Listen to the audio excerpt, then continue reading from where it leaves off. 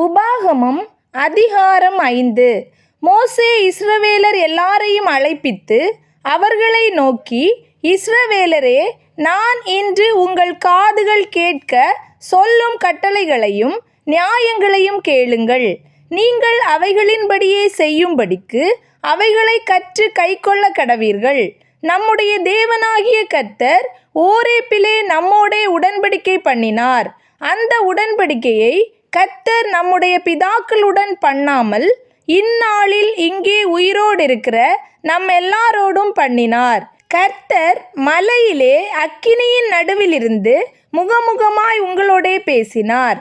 கர்த்தருடைய வார்த்தையை உங்களுக்கு அறிவிக்கும்படி அக்காலத்திலே நான் கர்த்தருக்கும் உங்களுக்கும் நடுவாக நின்றேன்.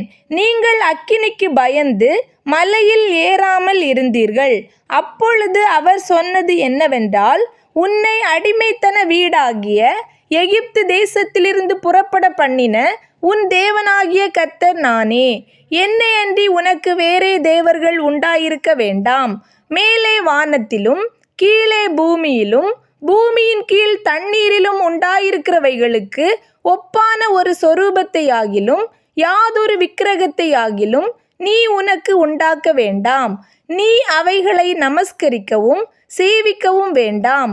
உன் தேவனாகிய கர்த்தராயிருக்கிற நான் எரிச்சலுள்ள தேவனாயிருந்து என்னை பகைக்கிறவர்களை குறித்து பிதாக்களுடைய அக்கிரமத்தை பிள்ளைகளிடத்தில் 3ஆம் 4ஆம் தலைமுறை மட்டும் விசாரிக்கிறவராயிருக்கிறேன்.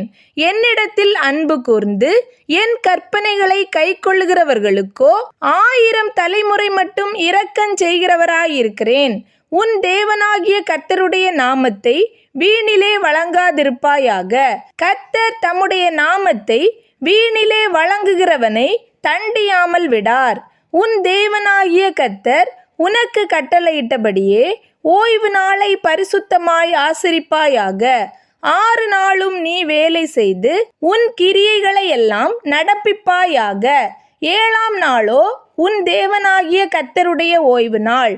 அதிலே நீ ஆனாலும் உன் குமாரனானாலும் உன் குமாரத்தியானாலும் உன் வேலைக்காரனானாலும் உன் வேலைக்காரியானாலும் உன் எருதானாலும் உன் கழுதையானாலும் உனக்கு இருக்கிற மற்றெந்த மிருக ஜீவனானாலும் உன் வாசல்களில் இருக்கிற அந்நியனானாலும் யாதொரு வேலையும் செய்ய வேண்டாம்.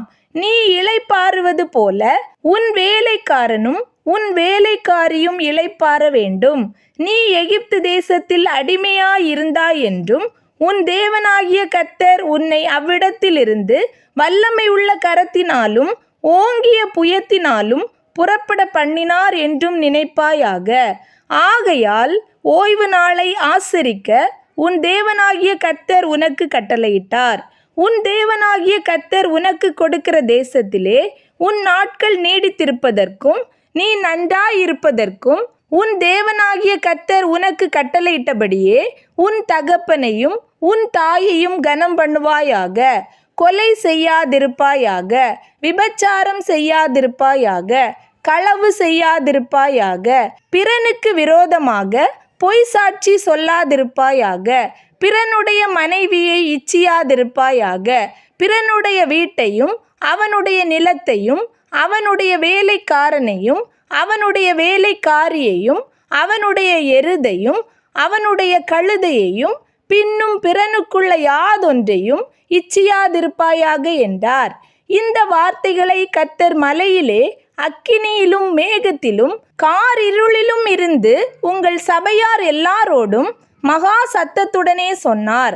அவைகளோடு ஒன்றும் கூட்டாமல் அவைகளை 2 கற்பலகைகளில் எழுதி என்னிடத்தில் கொடுத்தார். மலை அக்கினியாய் எரிகையில் இருளின் நடுவிலிருந்து உண்டான சத்தத்தை நீங்கள் கேட்டபோது கோத்திர தலைவரும் மூப்பருமாகிய நீங்கள் எல்லாரும் என்னிடத்தில் வந்து, இதோ நம்முடைய தேவனாகிய கர்த்தர் நமக்கு தம்முடைய மகிமையையும் தம்முடைய மகத்துவத்தையும் காண்பித்தார். அக்கினியின் நடுவிலிருந்து உண்டான அவருடைய சத்தத்தையும் கேட்டோம். தேவன் மனுஷனோடே பேசியும் அவன் உயிரோடு இருக்கிறதை இந்நாளிலே கண்டோம். இப்பொழுது நாங்கள் சாவானேன்? இந்த பெரிய அக்கினி எங்களை பட்சிக்குமே. நாங்கள் இன்னும் நம்முடைய தேவனாகிய கர்த்தரின் சத்தத்தை கேட்போமாகில் சாவோம். நாங்கள் கேட்டது போல அக்கினியின் நடுவிலிருந்து பேசுகிற ஜீவனுள்ள தேவனுடைய சத்தத்தை மாம்சமானவர்களில் யாராவது கேட்டு உயிரோடிருந்தது உண்டோ?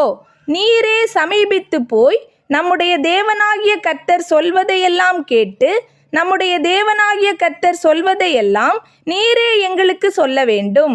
நாங்கள் கேட்டு அதின்படியே செய்வோம் என்றீர்கள்.